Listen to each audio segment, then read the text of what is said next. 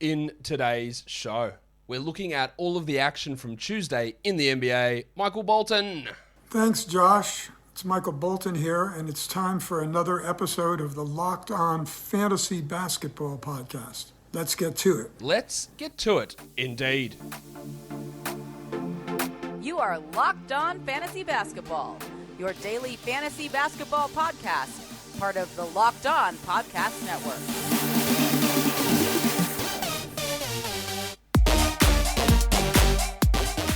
Hello and welcome to the Locked On Fantasy Basketball Podcast, brought to you by Basketball Monster.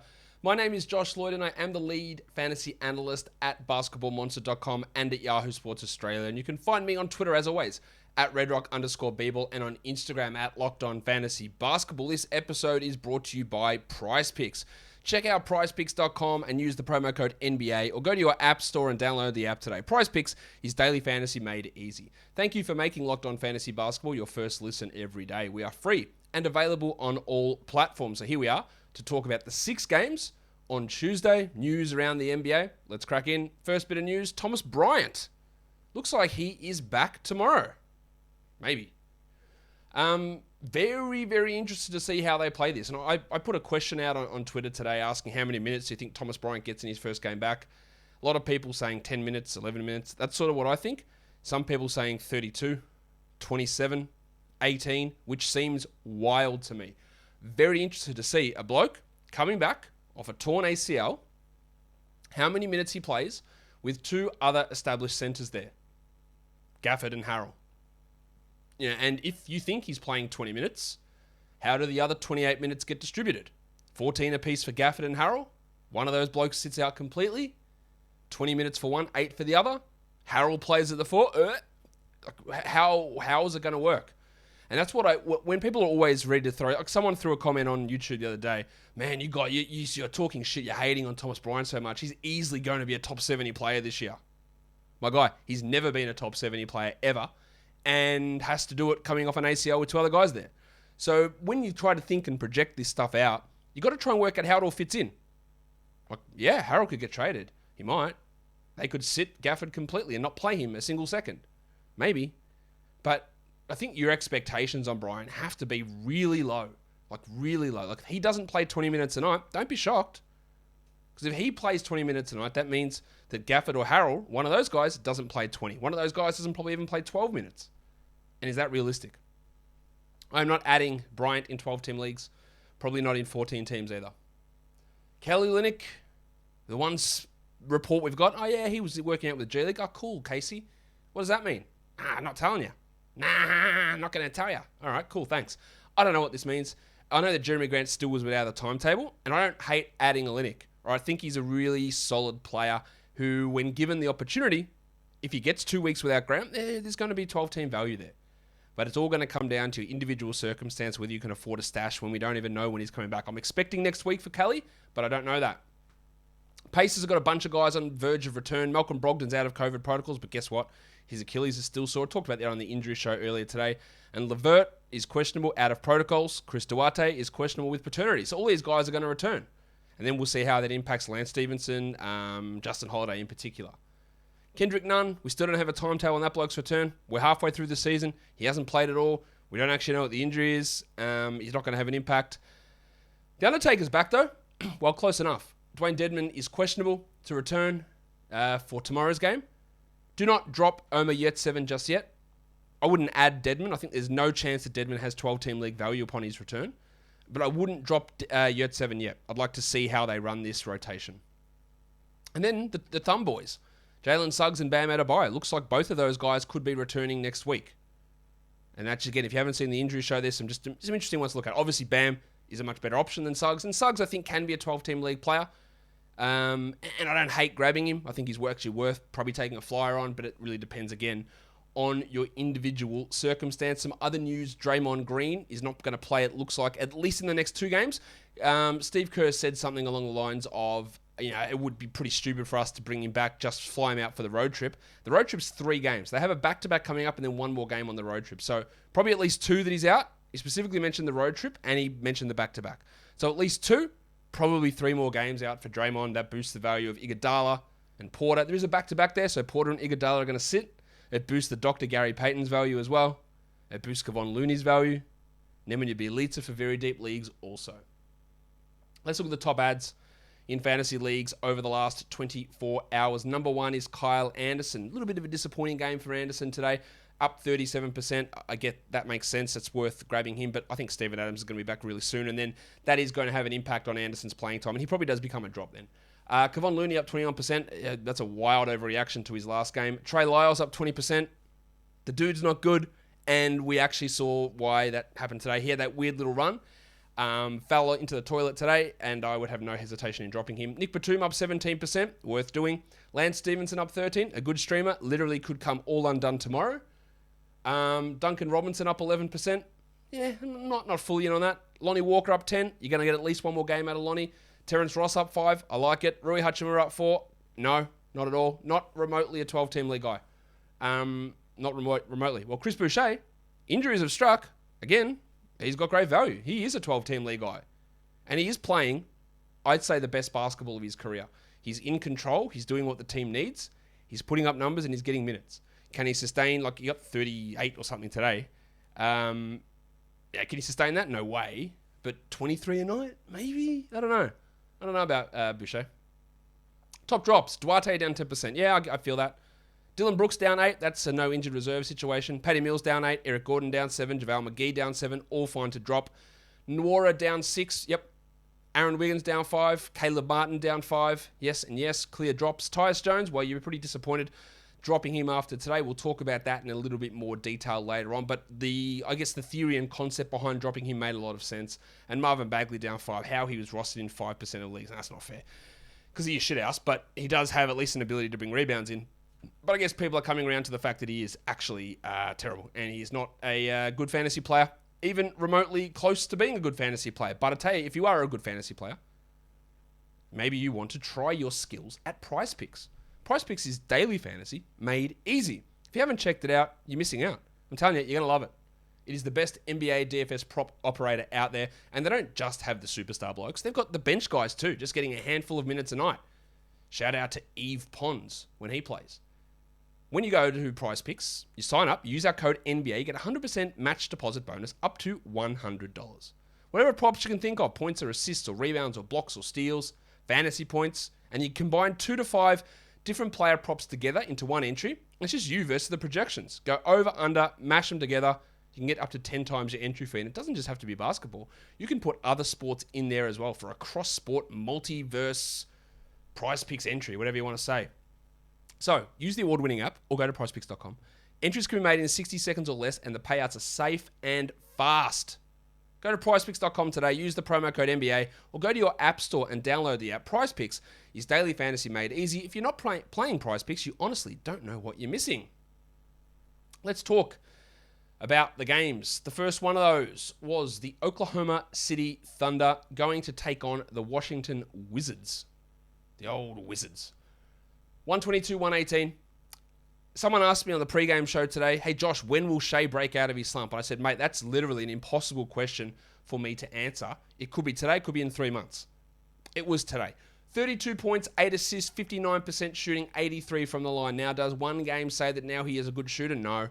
He's been at like 29% from 3 for the year, but obviously it's pretty bloody exciting to get a good shooting game from Shea. My man Josh Giddey, 36 minutes, 18, 6 and 8, 2 steals and 2 threes. You are looking at the 23rd ranked player for the season. No, that's a complete mistake. The 23rd ranked player for the last 2 weeks. He's up to 92nd for the season. And with these guys, young rookie point guards, it's why you always want to persist. When you see something flashing there and a solid role, you persist through the first 4 weeks. Oh, he kills my percentages. That's cool. 18, 6 and 8, 2 steals and 2 threes. You needed to roster him. You needed to hold him. Now, whether that's going to be the same thing for a Jalen Suggs, but look, when Cade Cunningham was struggling, you got to hold. Trae Young is a rookie, you got to hold. Josh Giddey is a rookie, you got to hold. You just have to. This is what happens. It is, you want to talk about patterns and revenge games and contract years and rookie slumps and rookie walls and sophomore slumps. All that's bullshit. This is a pattern. Rookie point guards getting better. It is just what happens. the degree to which they get better changes, but this happens. Baisley, 30 minutes, big minutes, 14 and 9 in a block. He is one of the better blocks and rebounds streamers out there. You don't expect him to be a 71% shooter literally ever. But as a rebound and blocks guy, there's value in Bays. While Dort had 17 and 5, 2 steals, 2 threes, and shot 43%, which for most players is bad, but for him is actually good. So good to see a bit of a turnaround there for Dorter. They started Robinson Earl and Aaron Wiggins again. Wiggins played 18 minutes. That's rough. 2.6 rebounds, 17%. I don't think that Wiggins is a 12-team league guy. He's more of a 16-teamer, maybe 14-teamer. While Robinson Earl's in that 14 to 16-team mix as well. Pokuševski has been sent down for a week-long stint. That's what I'm trying to say. A week-long stint down in the G League. So his career not going particularly well. For the Wizards, Bradley Beal back in COVID protocols. We don't really have an explanation as to what the hell happened. He was in protocols about a week and a half ago. So he's out. And as I said, Thomas Bryant coming back tomorrow. They started Kispert in place of Beal. 12 and 5 with 2 threes, which is just totally serviceable. Like, it's fine. It's a 14-team streamer. But as has happened so many times, Beal is out, Dinwiddie steps up.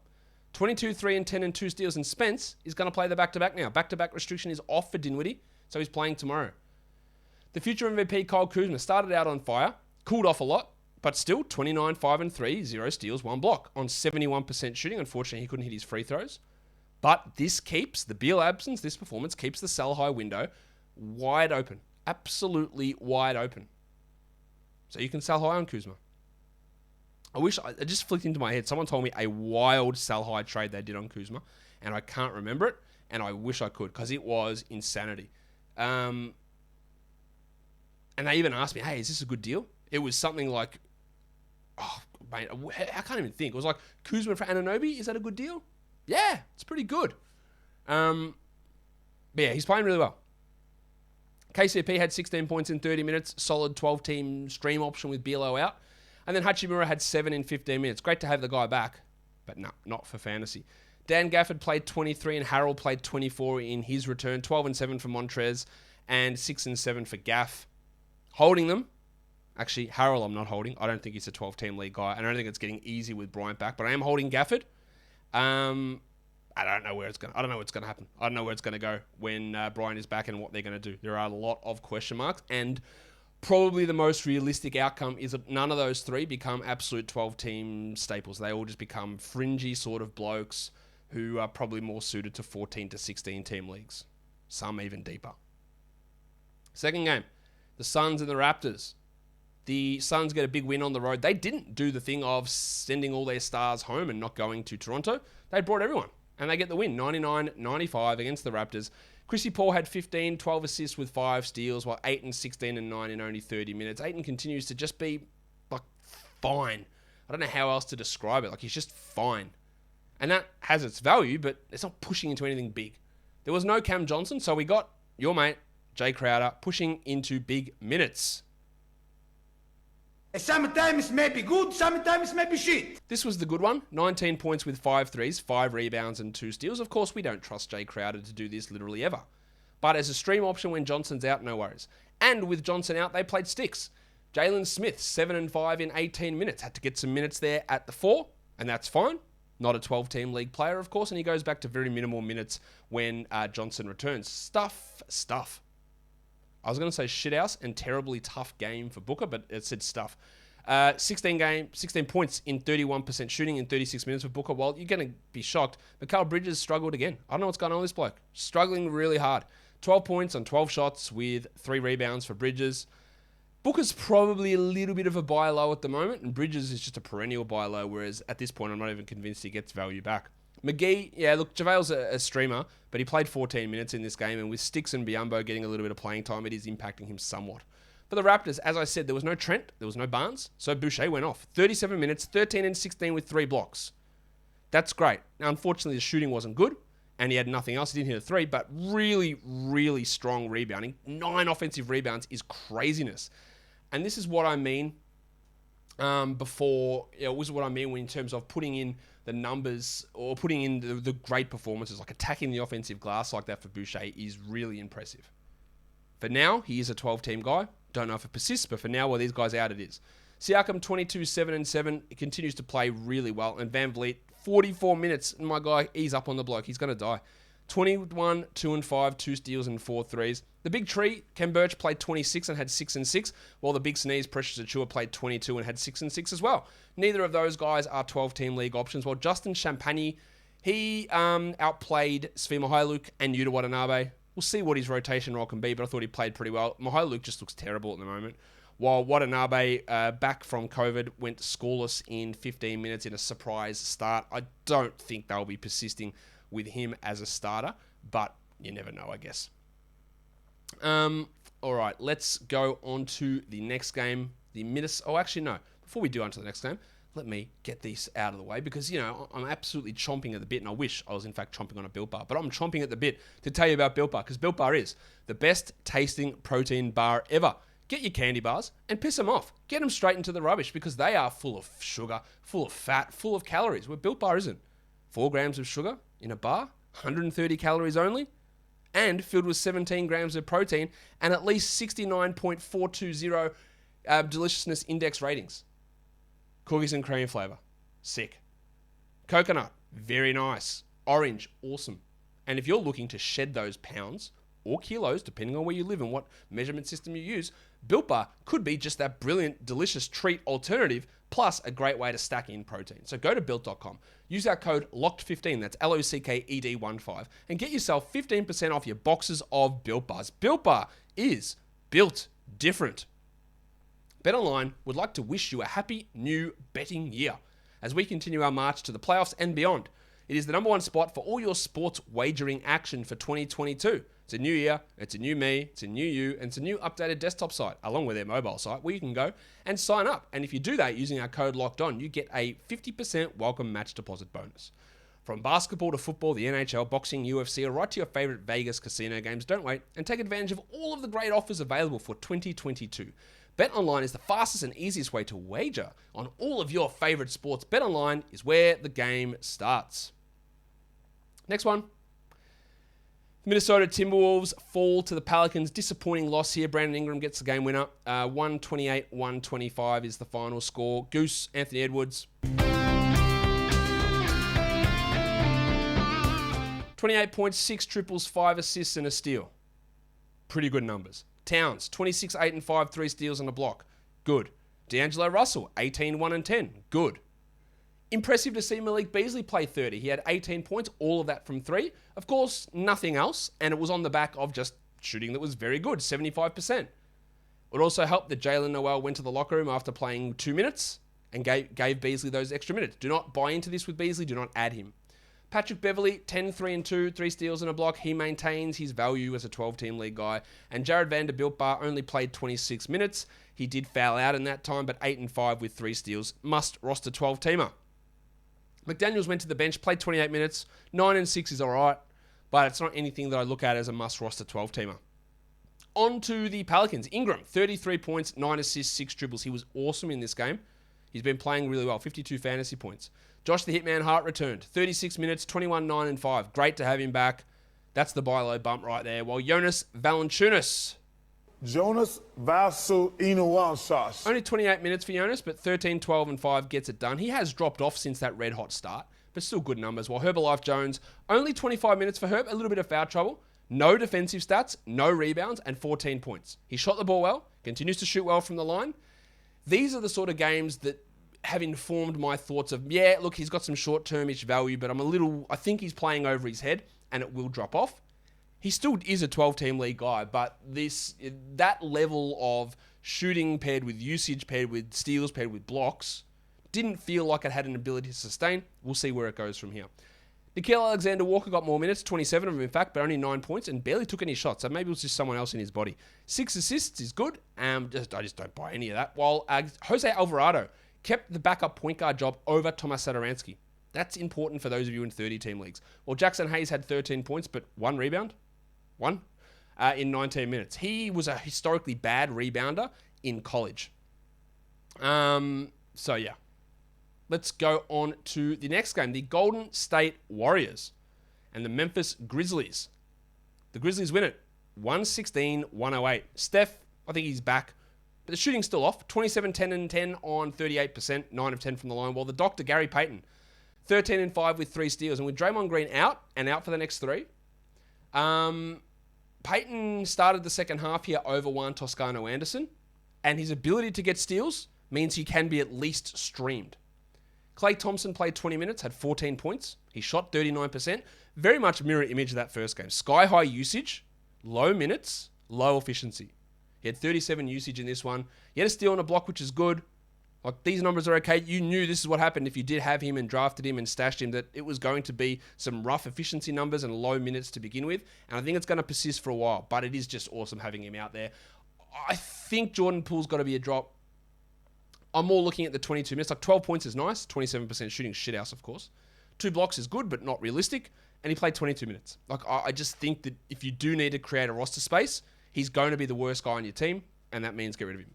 Wiggins, game 2 of how does he coexist with Klay Thompson? And the answer is still not well.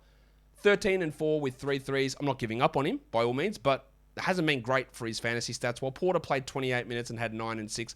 And Toscano Anderson started, did not play well at all, and didn't play again after that first initial stint, while Looney had 6 and 6. The amount of people adding him didn't make a lot of sense. Again, it was a streamer for today. And yeah, that's fine. And then you go ahead and drop him. For the Grizzlies, Morant played 37 minutes, 29, 5 and 8 with 2 blocks. His team is 20 and 4 over their last 24 games. On fire. 51 fantasy pointers for Ja Morant. Jaren Jackson, 22 minutes because he had foul trouble. But when he gets 13, 11, 2 steals and 3 blocks, you feel all right about it. I guess the main part of it, you go, shit, if he only played 7 more minutes. Big numbers. Tyus Jones, 23 minutes, 17, 6 and 8 with 5 threes. That came out of nowhere. I don't think that those numbers in 23 minutes is anything realistic for Tyus, which in this was almost literally the best game of his career. So can he be a 12-team league guy? I guess, sure, theoretically there is something there, but I don't really fully buy that. They started Zaire Williams again in place of Dylan Brooks, and he scored 17 points. He doesn't do much else, and I don't think he's a 12 or 14-team league ad, but it was really, really disappointing for the wave pool D'Anthony Melton. At the start of the season, when Brooks was out, Melton would start and play 27 minutes, 28 minutes a night, and was a top 70 guy comfortably. This time, Brooks is out, and it's not even Taylor Jenkins. There's another coach. I don't even know who the other coach is at the moment. He's saying, well, screw that shit. We're playing you under 20 a night. He was a must-add as soon as Brooks went down because we've seen it. We have seen it already this season. And as we have said a million times, when Brooks is out, Melton puts up value. When Brooks comes back, you drop him. We've said that millions of times this season. Right? So you say he's a must-add, then he's a must-drop. Yeah, because that's how it works. This time, he was a must-add because everything was indicating to me that you add him. And then we get this bullshit. 2 points on 17% in 12 minutes. There was foul trouble there. His last 3 games, he has shot under 30% from the field. And the minutes are low. I understand the frustrations. I understand dropping him. Will he continue to play under 20 minutes a night while Brooks is out? I find that extraordinarily hard to believe. I find it impossible to believe that any player, let alone D'Anthony Melton, will shoot under 30% from the field. I think that there was going to be a game where he has 18 points on 7 shots with 6 assists, 3 steals, and 2 blocks, and it's going to come in the next week. I will hold because I trust what I have seen from him in the past when given the minutes and how the team has worked when he's been given the minutes. My only hesitation is they're not giving him the minutes. And that's my worry there. Des Bane also struggled. 11 points on 21%. He had 3 threes. Probably the first real bad efficiency game of Bano's season. We're still holding him, of course. But he was getting by on some really ridiculously good shooting numbers. Brandon Clark, 26 minutes, 14 and 9, a steal, 2 blocks, while Anderson had 8 and 4 with 3 steals and a block. Good numbers from both of those blokes. Good enough for 12s. But when Steve Adams returns, I think Anderson loses quite a bit. He moves back to the bench. Maybe they keep starting him and put Bane at the 2. That is possible. But they have shown a proclivity not to do that. And I think both these guys might turn more into streaming 12s than must roster 12s. The next game, just a epic ass kicking. The Bulls just kill the Pistons, 87 to 133. But, of course, after I said I'm done with this bloke, Alf Stewart. Is that you, Mr. Stewart? Well, who the hell else do you think it'd be? Get in here, you pair of flaming galahs. 11 and 7 with 4 blocks. He played 28 minutes. That is absolutely acceptable. Do I trust it? Nah, I don't. It's what he should get. every single night, and his shot blocking's been really important lately. But I don't trust it, especially with Olynyk maybe coming back. And Trey Lyles went back to being shithouse. 6 points on 6 shots in 15 minutes. I would drop him, no problem. MC Hamadou Diallo. Only 18 minutes for Diallo. Stop. Have a time. 7 boards is nice. 2 steals is nice. But we have seen the playing time come to a screeching halt. That's 24 or under in 4 consecutive games. Some of this was, I think there was some foul trouble here. A little bit, not much. But he's just a guy that I don't think is that good. And his peak value was in like 37 minutes a night, getting 30% usage. And there's no realism in that continuing. The depressed penis, Sadiq Bey, 37 minutes, 14 points. The volume was there, but the shot was off. He's going to be up and down. We know that. We hold him for now, at least until Grant returns. And we got 33 minutes finally out of Killian Hayes because Corey Joseph was out. 8 points in 33 minutes is not good. 5 assists and 4 steals is. I don't have any trust in him to be a 12 or 14 team league guy, but at least in those deeper formats for streaming options for those stats, yeah, maybe. Joshy Jackson stepped up, 16 points in 29 minutes, but he's just not a bloke that I trust to be consistent at all. For the Bulls, just easy stuff. No one played big minutes. 20, 12, and 7 for DeRozan. 18, 6, and 5 with 4 threes for Lonzo. Vooch had 22 in 27. Levine had a bit disappointing night. 10 points on 10 shots with 9 rebounds and 7 assists. And Kobe White had 13 in 23 minutes. I think White is a drop, especially with Caruso's return looming. Dosunmu played 27 minutes. He's not a very good fantasy player, but defensively he's really strong out there. 10 points in his time. Well, Jones played just the 13 minutes and didn't do a huge amount. I don't really think... Oh, actually, let's talk Troy Brown. Because that's great. 25 minutes, 7 points, but 7 boards, 5 assists, and 6 steals. He's a guy that's never been going to be a high scorer or high usage player, but can pass, can rebound, and can steal. Now, the 25 minutes that he got here is because Jones struggled and had some foul trouble, and Caruso is out, and Green is out. So I'm not overreacting to anything here with Brown, but it's just something to always, I guess, keep in the back of your mind that if he can find a role like this, there is an ability for him to produce. All right, let's go to the last game of the night, which was pretty crazy, to be honest. The Nuggets were up huge, 25 points halfway through the third quarter, and they end up losing 87-85 to the Clippers. Low-scoring game, just weird. What a comeback, though, by the Clippers. Let's talk Nuggets first. Big game from Aaron Gordon. He'd been shitful prior to this, but 30 and 12 is excellent on, and we all love this, 69% shooting. Giggity! That's great. 7 of 7 from the line as well. Prior to this, he was 278th in the last 2 weeks. We're holding him, but it's good turnaround. Big Chungus had 21, 13, and 8. Not his best game, but still all right. Well, Monty Morris had 11, 3, and 5, which is just adequate. Like, it's just totally adequate. It's fine. It's the Royce O'Neal of point guards. If you're on the back end of your roster, you go, okay, fine, whatever. If he's on the waiver wire, you look at him and go, I guess, maybe. Like, there's no upside in him. Faku had 5 assists and missed all 6 of his shots. Yeah, cool. While JaMychal Green continued to start over Jeff Green, and neither of them are interesting. 12 points for Jeffy. 0 points for JaMychal in his 18 minutes, and they are just very deep league options. While the big stiffy Bones Highland, yeah, he is way out of favour. 0 points in 8 minutes while they played Davon Reed 14 minutes. And Austin Rivers had a bad incident, apparently. An allergic reaction, had to be hospitalised. Played through it, but he is not a good fantasy player. 4 points in 30 minutes on 0 of 4 shooting. He is the deepest of deep league guys. For the Clippers, we've got to look at the Farmers Union. Amir Coffey. 43 minutes, 18, 5, and 7, 4 steals and 3 threes. So there's a lot there that's not real. 43 minutes, of course, 4 steals, and of course, 7 assists, probably not. But he's taking huge steps forward, and I do not mind adding him in 12-team leagues. I would add him over Terrence Mann, Nick Batum, probably not Marcus Morris, maybe Reggie Jackson. Pre-game, Ty Lue made a comment that he wants to keep someone like Coffey in the starting lineup, even when, say, a Paul George comes back, because of the length and size. And I think the way he's playing, he's right. Like, I dropped Terrence Mann. He had 13 points in 20. I would have dropped him weeks ago, to be honest. Well, Bledsoe, without Luke Kennard, continues to be all right. 11, 3, and 9 with 3 steals. It's very hard to rely upon Bledsoe. But for now, there's something there. Batum's a streamer. We would have streamed him in today. He shit the bed. This is what he does. He's not a must-roster player. 6 points with 2 threes. You added him for today. It didn't work out. You drop him.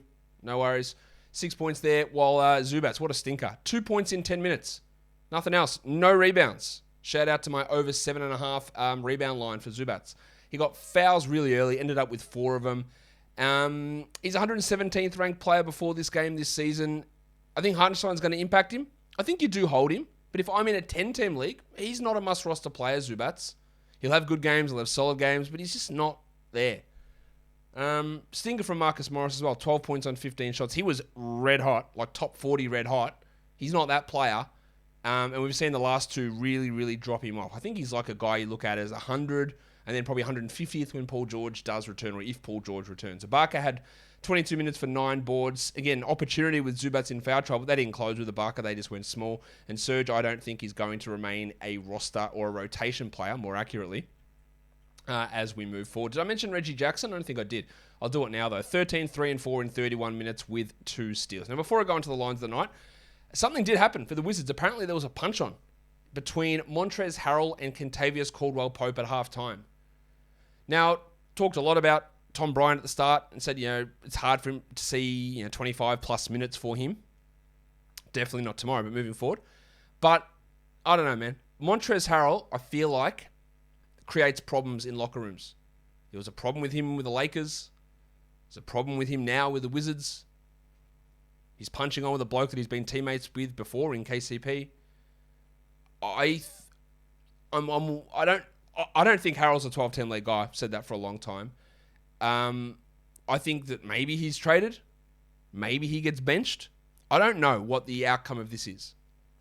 But everything that I've heard about Harrell, when I go, there's an altercation between him and KCP, my mind, perhaps wrongly, just goes, oh, well, Harrell was being a dickhead. That's where my mind goes with it. Does this mean that I think Tom Bryant's a must-add now? No, I still don't. He's a big man coming off a torn ACL who's not as good. Some people think this guy is the best player in the world. I just don't share that evaluation. I could be really wrong. And if you want to take the flyer, and there is nothing wrong with you doing it, I just don't see it. I do not see Thomas Bryant being a 12-team staple for the rest of this season. I just don't see it. But the Harrell thing here, it's interesting. Let's look at the lines of the night. Monstrous is Brandon Ingram. Your waiver wire line of the night is Tyus Jones. He was really good. Hard to replicate that, but 14 teams at least. Your young gun is Goose, Anthony Edwards. And your dud of the night, of course, is Ivica Zubats. Top 10 players today. Number 1 was Ingram, then Aaron Gordon. Steph Curry was 3. Jokic was 4. Tyus Jones, Lonzo Ball, Chris Paul, Spencer Dinwiddie, Anthony Edwards, and Shai Gilgeous-Alexander. For your guys available on waiver wires, Jones was at 1. Amir Coffey was at 2. Yep, I'd add Coffey. Crowder, stream him in. He's at 3. Baisley at 4. Not really. Troy Brown, fluky. Malik Beasley, no for 12s, maybe 14s. The Dr. Gary Payton, nice steal streamer with some 14-team value, especially with Draymond out. Corey Kispert, no. Zaire Williams, deeper leagues, and Davis Bertans, no way. And then into points leagues, number 1 was Steph Curry, followed by Ingram, Towns, Morant, Paul, Dinwiddie, Siakam, Gilgeous-Alexander, the Farmers Union, Amir Coffey, and Lonzo Ball. Guys, that'll do it for us today. Don't forget to follow this podcast on Apple Podcasts, Google Podcasts, Stitcher, Spotify, and on the Odyssey app. Here on YouTube, thumb it up and leave your comments down below, guys. We are done here. Thank you so much for listening, everyone. See ya.